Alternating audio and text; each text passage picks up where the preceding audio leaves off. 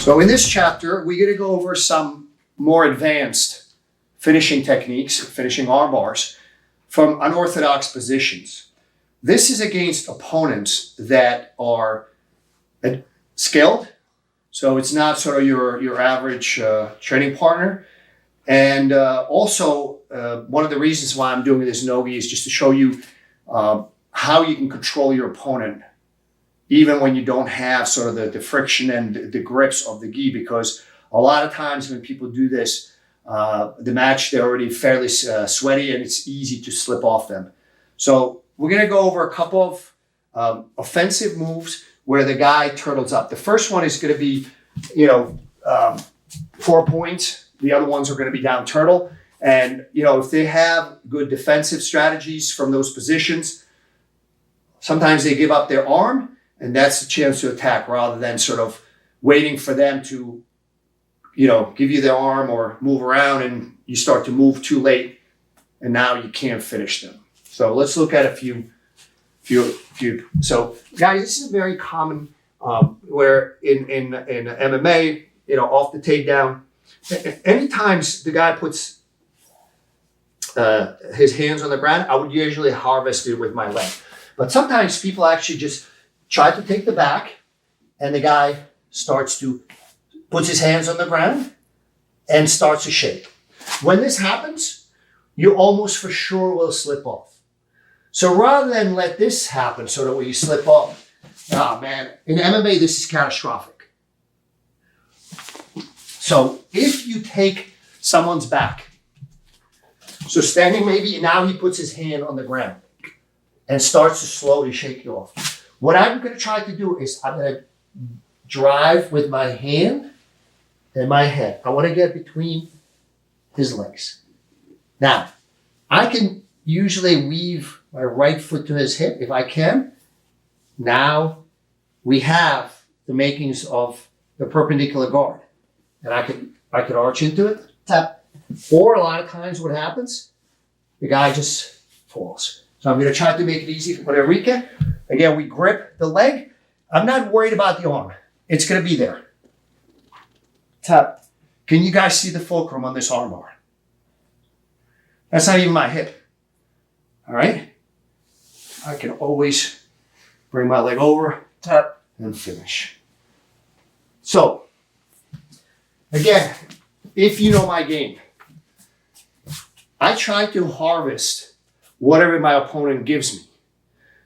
If you take somebody's back and they're slippery and they have good defenses and they basically go 4 points, straighten out their back and shake, high probability you will fall off. So I'd rather fall off on my terms and finish him with an arm bar rather than let him shake me off and now I'm on the bottom. Again, in grappling, it's bad, but in MMA, self-defense, catastrophic. So again, I'm jumping on Enrique. He starts shaking me off. So as it's happening, I'm pinching my thighs to make sure I don't slide off too fast.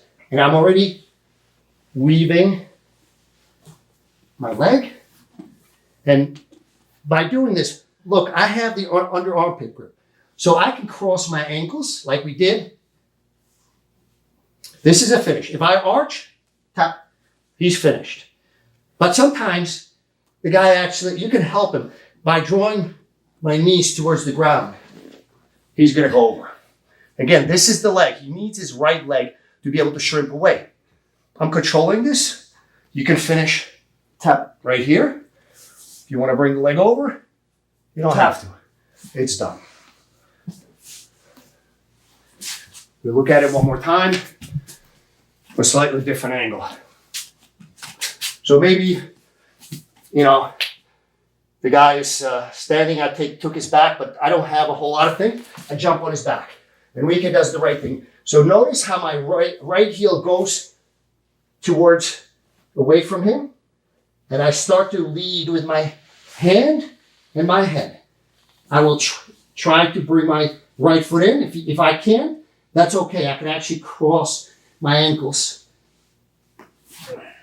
This is very bad for Enrique. Tap. All right, you want to try to? Yeah. I'm trying to do it gently, guys. You can see how bad this is for Enrique. My fulcrum in this case is my ribs. Tap. So again, you pay attention to angle, fulcrum. Very important. Not always inside your hips. Could be inner thigh, which is probably for me, for most of my arm locks, my inner thigh is the fulcrum. In this case, it was my ribs. But because of that armpit grip, that arm bar is very, very tight. This next offensive move against a turtled opponent is, again, just like the previous one, this is actually the backup plan. On the previous one, my initial plan was to take his back and put him into a rear naked choke. In this case, and the backup plan was the arm lock when he shook me off. In this case, I like guillotine. Anyone that knows me or knows my game knows that I love guillotine from north-south. So a lot of guys that I train with, they've kind of figured out that they can't let me have the guillotine.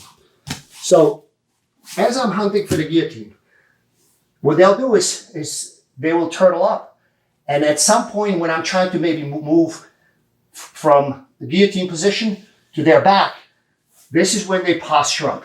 As you're posturing up, I'm going to drive up, step in, and now this is the critical point.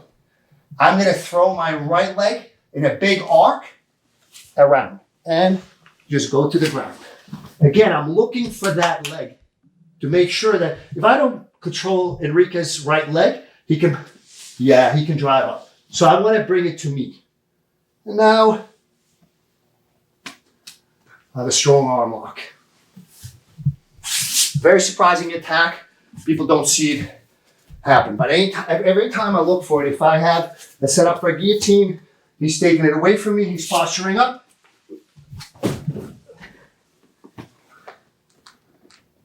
Guys, I hope we don't break the BJJ Fanatic studio here.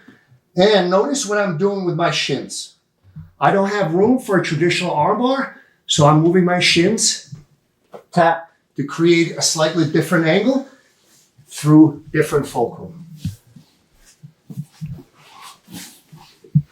So we're gonna look at this one more time. This is timing dependent. So again, as you're attacking, you're gonna feel your opponent if he tries to, as you try to move around from north-south, as I'm trying to take his back, this is the moment that he postures up. A lot of times what they're trying to do is go into fireman's carry. Usually he's controlling my left hand, so I cannot guillotine anymore.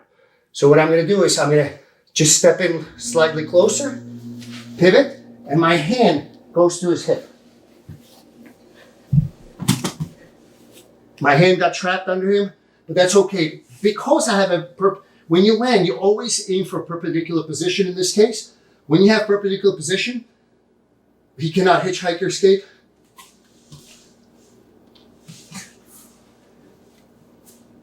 And I can always sit up and put it on under my armpit. So when you land in a perpendicular position, you're landing pretty much in the finish, even if your hand gets trapped under his body. So another offensive use, this time using the armbar as a backup plan to the initial attack. The first case was, first attack was take his back while he's standing, rear naked choke. So my armbar was in response to him shaking me off.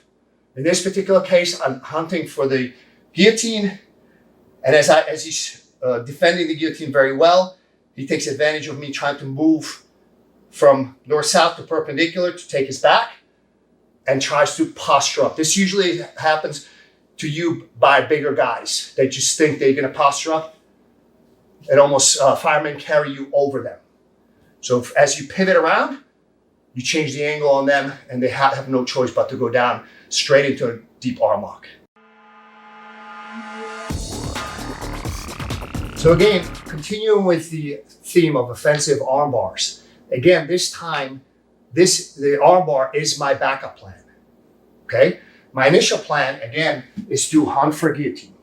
But when you have somebody that has a well-developed defense, what they do is tuck in their chin to protect their neck and start to grip your hand, but also looking to roll their left shoulder under and put you back in guard. The guys that tend to do this are guys that are very flexible, and they know that once they get their legs around you, even double under, that now you're back in their guard, you're going to have a hard time passing. So the backup plan, being the armbar, my initial plan was to guillotine him, but the backup plan is to armbar him. So when I feel this reaction, it's very easy because he's going to fight you. He's going to actually bring your hand out. So what I'll do is I'll bring my hand out to his knee. I'm going to windshield wiper, and I'm going to start to move away from him and bring my outside leg, in this case, my right leg over. My shin is on his head. So if you can see, my shin is on his head. So it's actually guiding him to where he needs to go, which is into my armbar. I will try to control. Guys, I'm not worried about this because it's going to be very difficult for him to pull out. It's not going to happen. My right leg controls him. All right. Now I can lay down. Again, I can finish here. I can bring my leg over. Or, again, the armpit grip is very, very powerful. So let's look at it from a slightly different angle. So I'm hunting for the guillotine, and he's controlling my wrist, and he's trying to kind of bring his shoulder to the ground. So when I see this reaction happening, I will move my hand to his knee, windshield wiper my legs, I lead with my head, my right leg comes over, left shin is underneath his head, and I'm looking to control him. Go ahead, try to sit up. Let's see what you can do.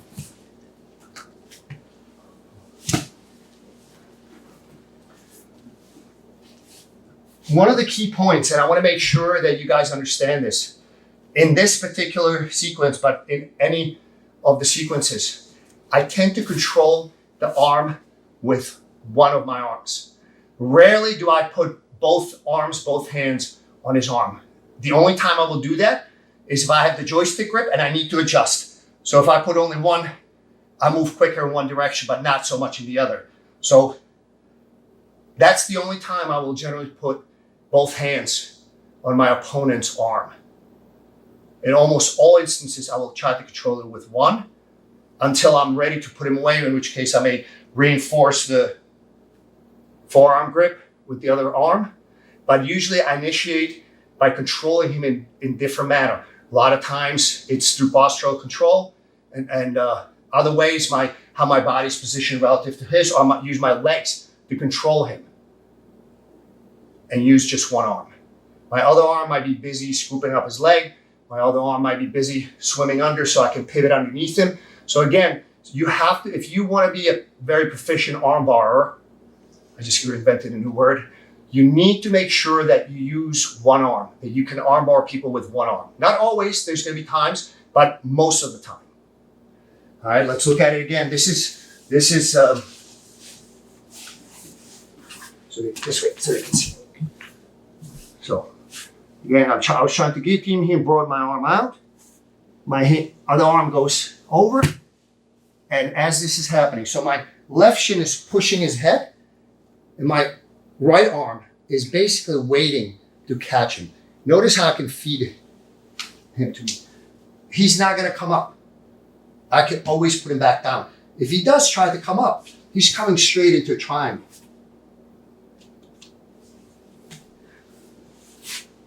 So again, as you get more and more proficient in jiu-jitsu, you have to start using your feet like a monkey.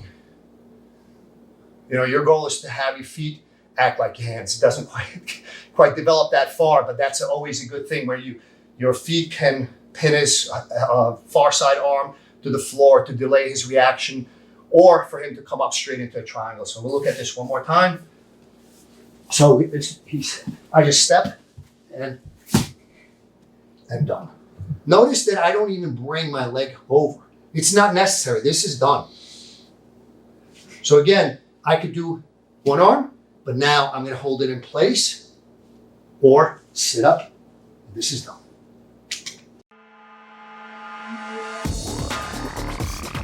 So here's another offensive use of armbar as a backup plan. This backup plan is when I'm trying to omoplata somebody, and what happens is the guy starts to move his body away from me. All right? So what I want to do is I want to create a little space. Now I'm going to drop my right knee down. What I'm looking to do is bring my shin as low to the floor as possible, perpendicular to my opponent. Now I'm going to scoop the hand, and I'm going to bring the other leg over.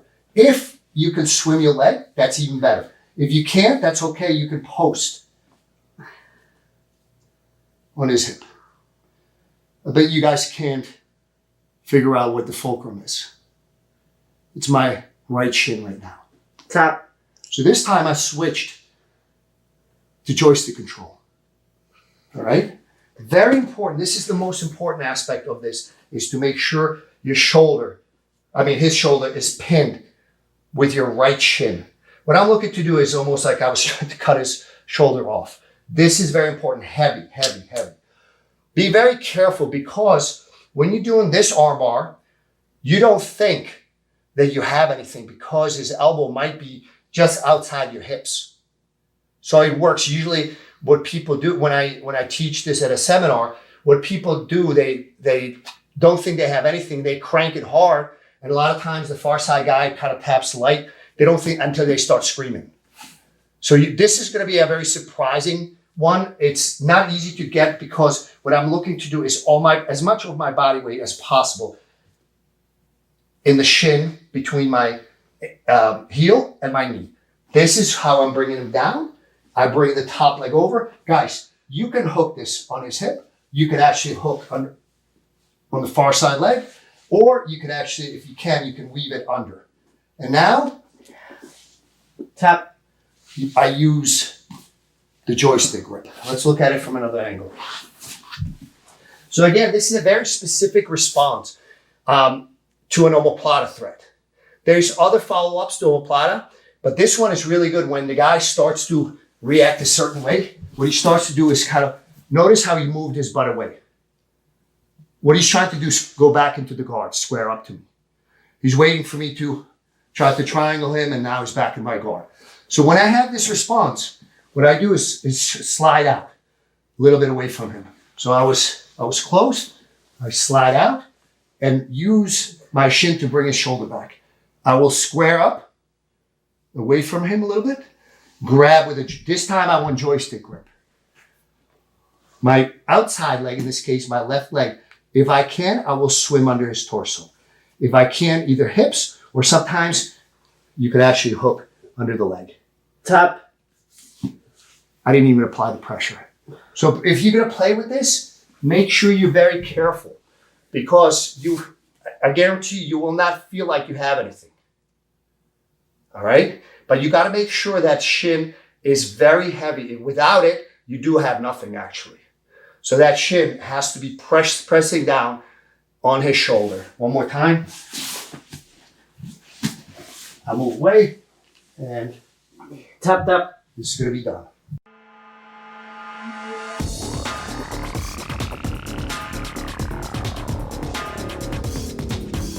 So in line with doing pretty much arm bars from anywhere and everywhere, we're going to do arm bars from the bottom for defensive arm bars. Going through this DVD, I've realized that I can arm bar people pretty much from any position except being mounted and being in somebody's guard. Other than that, I can pretty much arm bar somebody from anywhere and everywhere. So let's look at a few of those defensive arm bars, okay? So the first one is going to be, I'm bottom of cross side. Just as a general rule, when I'm bottom of cross side, side mount, whatever you want to call it, I usually either like my guy to be on my hips, which gives me the ability to bump him up, or my shoulders. So if he's somewhere in between, it's very easy for me to adjust, all right? So for example, if he's in between, he's not on my hips, he's not on my shoulders. So I can always walk up, and he makes the adjustment. I go back, now he's on my shoulders. As he's making the adjustment, again, very important concept in Brazilian Jiu-Jitsu that tends to be overlooked many times. Your opportunities, both for an attack as well as defense, come in the transitions. So right now, if I got a 250 pound, 120 kilo guy on top of me, to try to move him is going to be very difficult. So I can just make a, kind of start to walk up as he's making the transition. I go the other way. As I'm going the other way, I'm going to frame out and just lift his head up a little bit. What I'm doing now is bringing my hips in, and my right shin is going to go underneath it, and my left shin is going to go over his head. Now, what's very important, notice my right foot is flexing. The reason for that is I don't want him to pull out his arm. Okay? Now, I want to make sure I'm framing with my right shin, and then I'm going to try to get perpendicular to him. And I already have very, very tight grip through the armpit grip. So this is very, very tight right off the bat. So when I bump him up, I don't want to push him too far. So again, he's on my hips. So I make it look like I want him further down my hips. As he's transitioning, I just slide back up. My head goes inside, and I bring my right leg under, left leg over. Now, it's very important. What happens if I overshot and brought him up too high? Start to pull out. I can always control him with the gatami grip on the other side, and I can shoot through for an inverted triangle. So I'm always concerned, once I have good traction on this attack, I don't want him moving too far away. So I want to bump him just the right height, the correct height, to make sure my right leg, the shin fits in. If I overshot, I have control of this arm to bring him back in. Sometimes you can actually control the head as well. So again, he's loading up on my hips. I start to walk towards my head. As he's making the transition, I bump him up. Tap. All right? So it's very difficult for him to retract the arm. Very, very difficult. This is done. Okay? Now, make sure your feet are not like this. I want to make sure that my feet are flexed down. If he falls, that's okay. Don't worry about it. Just stay with him. If he falls, that's his problem. Okay? So this is arm lock from bottom of side control. I use it a lot. This is a very good offensive weapon because even if you don't do it that well, if your opponent that's on top somehow feels the danger and backs off, you put it back in guard. So it's also a very good form of regarding.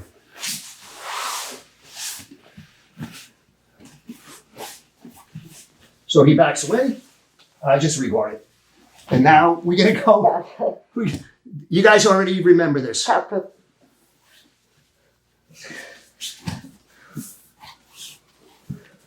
So when I regard, I go straight into offensive mode. The next one is very similar to the previous attack. Again, from bottom of cross side, where an opponent has a knee on belly. If you've seen any of the other videos I've put up on YouTube, you know that when the guy passes my guard and puts his knee on the belly, I like to just bump him forward and invert for a knee bar. It's a very good attack. However, with high-level guys, somebody like Enrique, he started to counter that for me. So now he's not putting his weight on, and he's basing out with his arms. So I no longer have the ability. So if I bump him, he's not going far enough forward. If I wanted to go for the knee bar, I have to do it in the transition. So once he settles in, he's not putting his weight on fully. He's kind of hedging his bets. So this was the reaction I was getting for a long time. So now what I usually do, I still make him bump forward. Just what he's doing now is flaring out his knee. So he's trying to bring my leg down. So as he's doing this, I push and then I go straight into the previous armbar. But because there is that extra step, there's something very interesting. If he withdraws the armbar, I shoot up and finish with an inverted triangle. Even more interesting is if I can't get that. I have a follow-up armbar. So again, bump him forward, push, armbar. Now, I can go either way, but as he's ripping out, I'm going to use my left leg hanging on his back to pivot and to come around all the way through. And that's done. This is one of my newest weapons. Enrique and I, we spar a lot, and he started taking away the knee bar, and he started taking away the secondary arm bar and the inverted triangle. So that's why I came up with another attack follow-up on the other arm bar. I hope that makes sense, because there's literally 4 attacks in one. And the best part about it is I'm not making big movements. These are all relatively small movements to keep him basically in the same spot where he is, just ripping out until I hit him with the armbar. So I bump him, doesn't work. Okay, he's going to be turning way far. So he's not, I can go inside too. It doesn't matter whether I go inside, outside. You have to play around with it as a follow-up. Depends which way he's turning. It gives you the follow-up armbar. All right. So I'm packing 4 attacks, but I'm going to try to simplify it. First thing, so we're going to prioritize. First thing I need to do is get rid of this. Get rid of his knee. So knee bar is no longer an option. But I still bump him to just make him rebase. As he's flaring out his knee, I can either push it. Now notice how I'm coming in. I'm not coming in high. So I don't just come straight up. I slide my knee in. So I have to turn my shin inside to fit it in. Bring the other leg over. Now, as I'm realizing that he's pulling, and I'm not going to be able to stop him, what I'm going to do is, I don't worry about the arm. I know it's going to be there. Now I worry about the arm. Now it's done.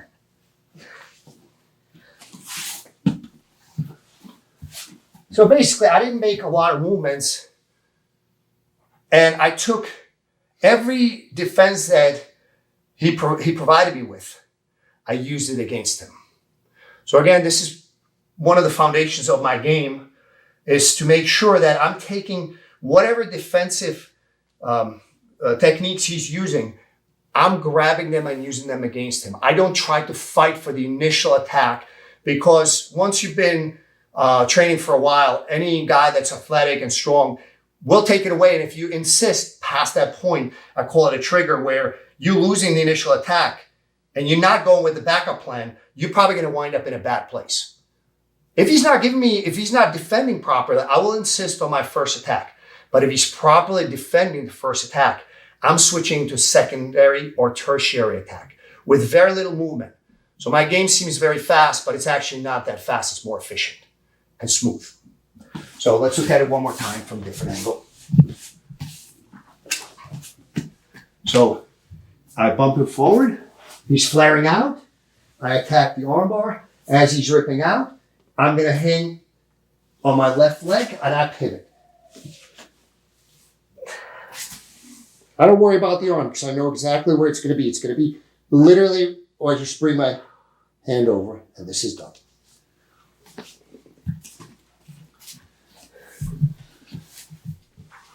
So this sequence has become a very good one for me.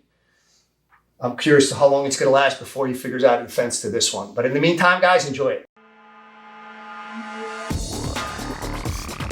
So another good armbar defensively works very well for me when I'm in turtle, when I have to turtle up. Now this is very effective.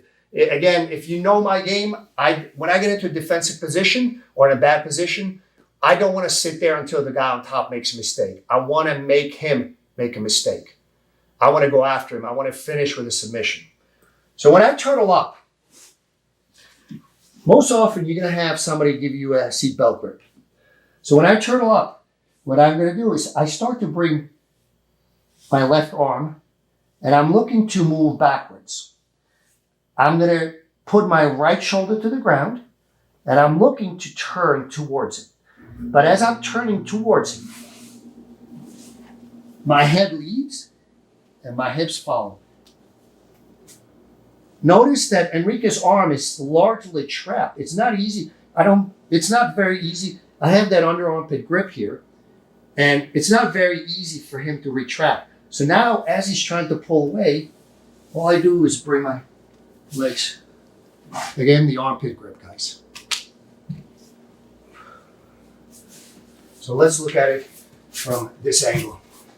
So I'm looking to move my hips away from him, all right? And I'm looking to tuck him. As I'm tucking in, I'm gonna grab his leg, open wide, and then get my legs in position.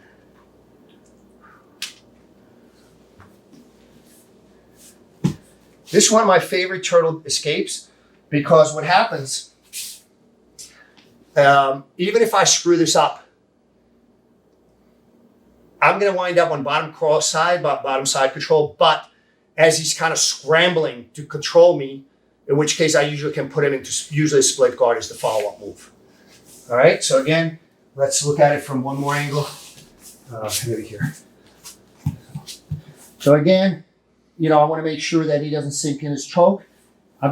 So I move my hips just slightly towards the back. I start to lift them. As I'm lifting, I start to turn. I bring my legs open. And then when I clear his head, I come back the other way. All right. Now you're gonna bail out before I lock you up. So as I'm doing this, I wind up in a cross out and back. Oh, we're back to split guard, guys. So that's my backup plan. Create a scramble. Anytime I'm in a bad situation, if I can create a scramble, I can make the most of it, and so can you. Here's another defensive armbar. And this one is defense against your opponent having double under. When your opponent gets double under, there is things you can do before they get into a position of complete control. This is sort of the last technique before they get full control, and it works like a charm. It's a very good move. It is very similar to the previous move because what I'm doing is I'm getting on my shoulders and I'm pivoting on my shoulders. My students call these basically fox U. You guys can figure out what that term means. Between this one and the previous one, which was the escape from turtle via armbar. So it's a play on words.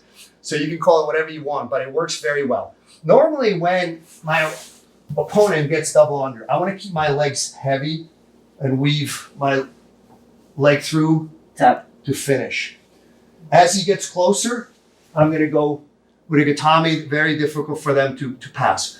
But sometimes when the guy gets double under and now his hips are underneath him, he has good posture. So I'm pushing out against him, all right? Now, a lot of times what they're trying to do is just hoist you enough. I post on him and I bounce. So I push with my hamstrings, I bounce, and again, I'm posting on my shoulders, and I know he's gonna try to control my hip turn. So look as I'm pivoting on my shoulders. The pivoting on my shoulders is not very difficult because there's very, very little friction with the ground.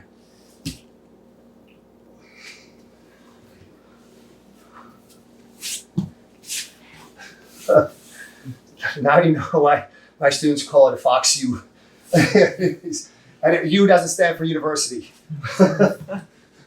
So as he's doing this, I bounce and that's it. Very, very, very tight. One more time, guys. Again, you should be countering his double under a little earlier, but this is a very, very good weapon. If you are sort of where the guy did a good job and really lifted your hips up, you know, so now your hips above your shoulders. This is your last bet before you go over. We're gonna go over what happens if you miss this opportunity. I wanna squeeze that in, but So as he's lifting me, I bounce and I swim. This, you could probably see by Enrique's face how bad this is. All right, this is done. Now, you need to have a backup plan in this particular case. So if this doesn't work, if you miss the opportunity where you know you're going over. So as he's driving me, if I start to lose it, what I'm going to do is look over the shoulder that I'm going to go. I'm going to push and then I'm going to bounce. As I'm bouncing, I'm going into turtle. And where do we wind up again, guys? Split guard, tap, and a short arm lock. So let's look at it. This is sort of, as you're being hoisted, as your hips are coming up above your head, you have to make a very quick decision. Am I going to try to bounce off and arm lock him? You'll feel it if you have it or not. Or I'm just going to run, turtle, fold underneath, back to split guard. So right now, he's turned too much. I let him get too far. So if he was a little square up to me, I can bounce and I can swim. All right? But this time, Enrique turned, so it's too far. So what I'm still gonna push, look over the shoulder, then I'm gonna go over, make sure you don't go over your neck, look, go turtle, and immediately fold. And now we have split guard. In this case, if he squares up to me, you know we have short arm lock. If he goes all the way through, we have an inverted arm lock.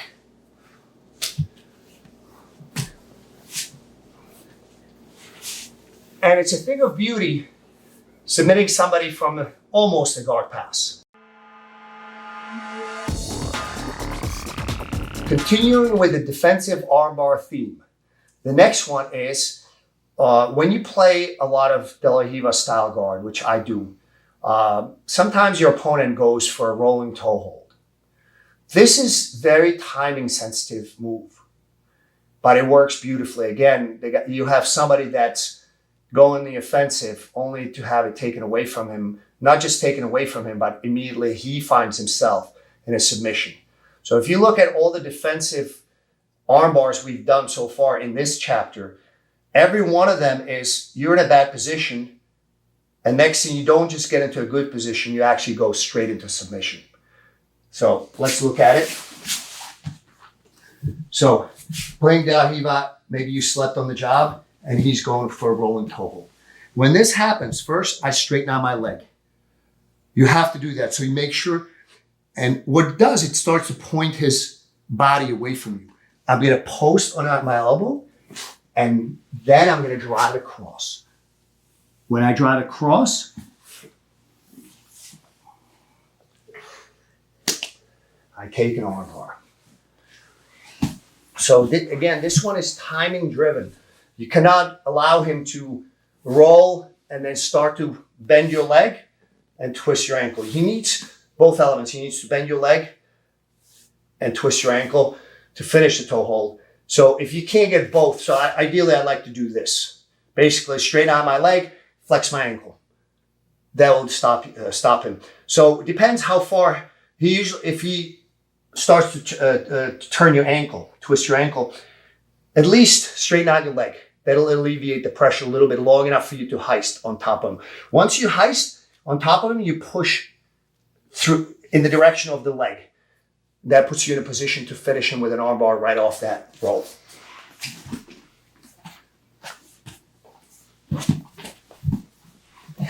Oh, sorry.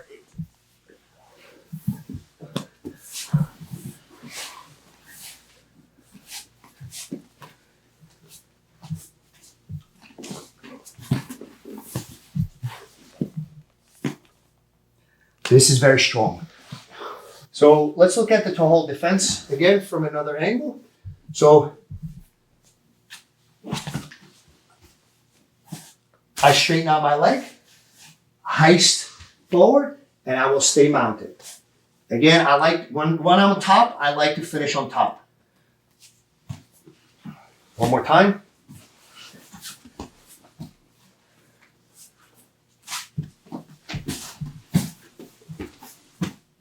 This time I had too much speed, so my momentum brought me back down, but that's okay. I'm still finishing with an arm bar.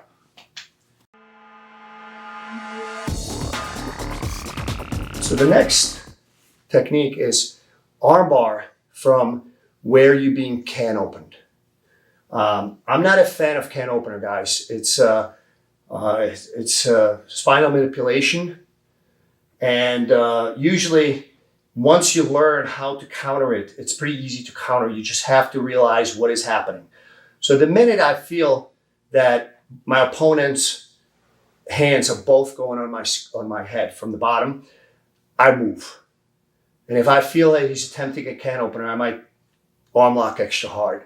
To me, it's a bit of a dirty technique, but so the can opener is where the guy is in your guard, grabs both hands on your head and now starts, especially if he stands up, and starts to crunch up on your skull, or on your spine.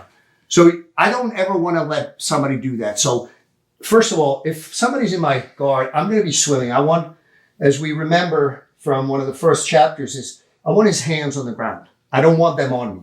So I swim. I want to make sure that I go into split guard or perpendicular guard. But as soon as I'm already moving, all right? So you have two options. One is, as soon as you feel this, bring your legs up, cross your ankles, tap, you have a double arm lock. Guys, it's an old school move. Again, so anytime you feel somebody grabbing on, legs up, squeeze your thighs in, and now you can say, he can say tap. You can say, how do you like, using can opener? So as soon as I feel this, bring your thighs in, guys. This makes his hands slip off your neck and tap. Finish. Now, this is good, but it's better to go perpendicular. And the reason for that is if you fail to bring your legs up on top of his shoulders and top of his neck, he can still can open. He still has that grip. So me personally, if I see this, I'm going to basically, I go perpendicular. Now, I will arm lock him. Notice that neither one of the hands is under my armpit. It's very easily accomplished. He cannot move. So if he's holding on real tight, and I bring him back down. So it's very easy to get that armpit grip in this position. It's very difficult for him to escape. But let's look at it one more time, because I believe this takes a little bit longer, but also removes the angle that he needs to finish the can opener. He needs to be lined up with you. By going perpendicular, the can opener is no longer there. So even though it takes you a little bit longer to finish the arm lock, it's a little bit more complex setup, it removes the threat right off the bat, immediately. As soon as you go perpendicular, the threat of a can opener is no longer there. So as soon as I pivot. Now, I'm going to cross my ankles. As we know, I don't need to bring my leg over, because if I bring my left leg over his head, he's going to escape. What I do, I can finish with some origatami here. tap, I can also bring his forearm under my armpit, tap, and then just very subtle change. So very subtle hip raise. When you do this right, as you remember from one of the earlier chapters, when you do this right, there's very little hip movement. And there's no option for him to just pull out. Another defensive armbar is from the guard. This time you have a strong opponent. Sometimes guys that wrestled use this quite a lot, and waiting for you to open your guard on bad terms to you. Understand that when you're in somebody's guard, there's extremely limited number of submissions you have. They tend to be more of a variety that sometimes is frowned upon. And personally, can opener being one of them, it's hard to submit somebody from being in their guard. But doesn't prevent guys to headlock you, when they're in your guard. And it can be very frustrating, especially if you have a guy with a good base. It can be very frustrating because you going nowhere. So let's find out and figure out how we can stop that. not just stop it, but also go straight from being sort of not knowing what to do to getting a submission via armbar. So one of the things that people do, especially when they headlock you from your guard, so they drive. Now, what they're looking for is as you try, Enrique is pinching his knees. No, it's okay. So I can't move and I'm not gonna get my foot on the hips. So you have to figure out what to do because I'm an impatient guy. I don't want to be here forever. It's like, okay. In competitions, a lot of times the onus is on the top guy. So, he has to move. But if I was him and didn't, if there was a skill gap between the top guy and me, I'd probably do the same thing. But I'm not a fan of his approach. I'd rather stand up and try to pass the guard. But that said, you have to learn how to deal with this. So when I open my guard, it's again, I raise my hips up and then I lower and I punch with my hamstrings. So what I'm doing in this movement is trying to create just enough space for me to put my foot on the hip. As soon as I have it, even if he has a strong grip, I'm going with a Gatame grip. Ideally, I'd like to get between his shoulder with my right leg. But even if he stays where he is, it's okay. This is irrelevant now. And I'm going straight into the Gatame grip. I'm going to push, sit up, apply pressure. Okay? The most important aspect, the key point in this movement is sort of having your hips bounce enough so that when you punch his upper thighs with your hamstrings, that his hips go just enough that you can put at least one foot on the hip. So you accomplish that by two things. One is you raise your hips, you drop them, and then you bounce off. And as you're bouncing off, you shift your hips out just slightly. That will make it easier for you to get at least one foot on the hips. So let's look at it from this angle. All right. So guys, when I'm here, once I decide on a course of action, I want to control his posture. So I'm controlling it with basically bolt cutter with a Gatame grip. So I'm going to raise my hips, lower, and then I just punch through. And move my hips just off to the side a little bit, which allows me to put my foot on the hip. If I stayed square, I might not be able to make it. So by moving just a little bit off to the side, I have that foot on the hip. I start to stretch him out, but now I keep his arm. My other leg goes on his hip, and I sit up and down. Let's look at it from another angle. This is especially important to maybe not beginners, but students who have not trained for so long, because this can be very frustrating for the guy on the bottom. So again, I bring up my hips like I'm pushing. He's going to drive in. Then he realizes that as I'm giving up, but I'm not giving up all the way. I'm just dropping my hips a little bit. And then I extend and turn to the side. Once I have this, I'm going to grab the arm. Once I'm here, guys, don't try to finish right here. There's very little breaking power. Push him away and bow yourself out, and you have a very strong finish. We're going to do this one more time. That's how important I think this is.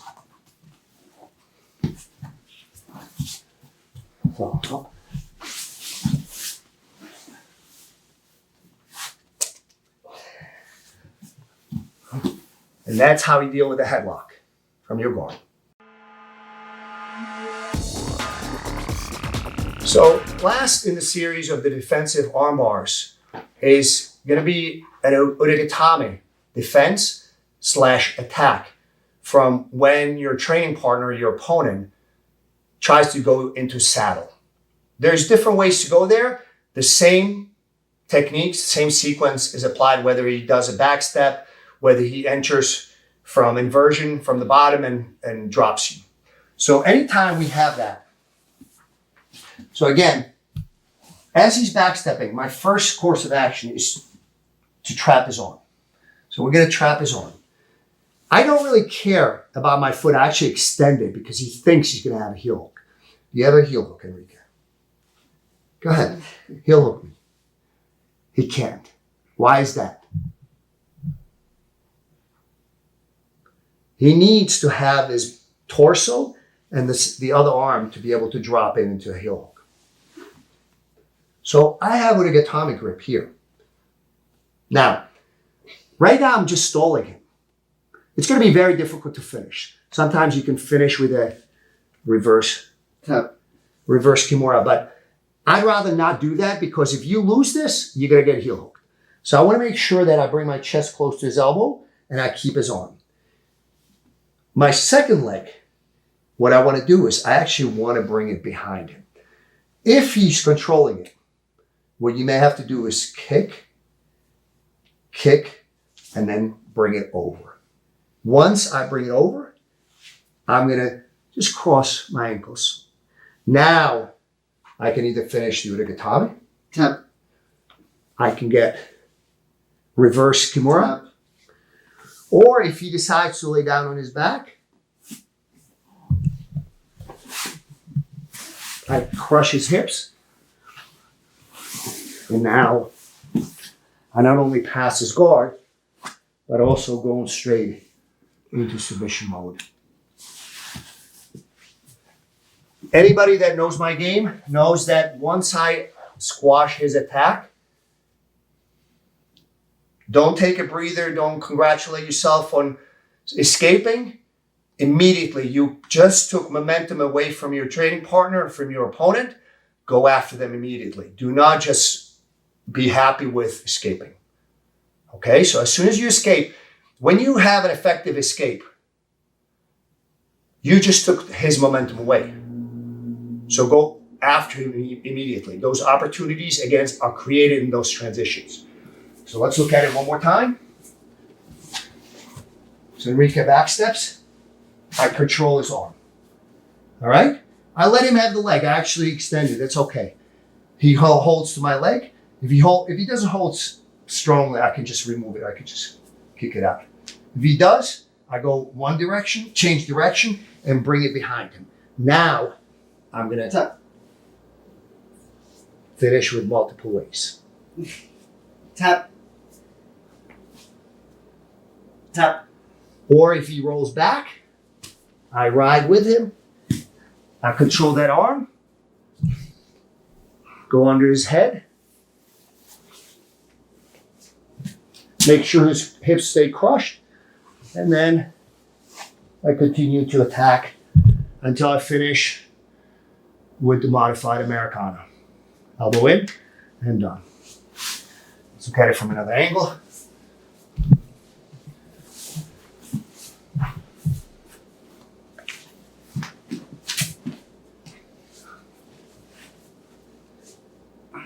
Now, so if you can't get anything going, just cross your ankles. This is not a triangle, it's a diamond, but it works well as a form of control. He's got no place to go. What I'm going to do is try to Tap. draw his arms. Sometimes the only thing you can do is basically a reverse kimura. But a lot of times the guy's going to try to roll back to see what he can do. Or you can go back, please. Sometimes just by moving, you can actually get that going. Make sure you control this arm. Because by controlling his right arm, you're not just controlling the arm, you're also controlling him being able to get his torso to the heel that he wants to submit. So from here, Tap. I can finish.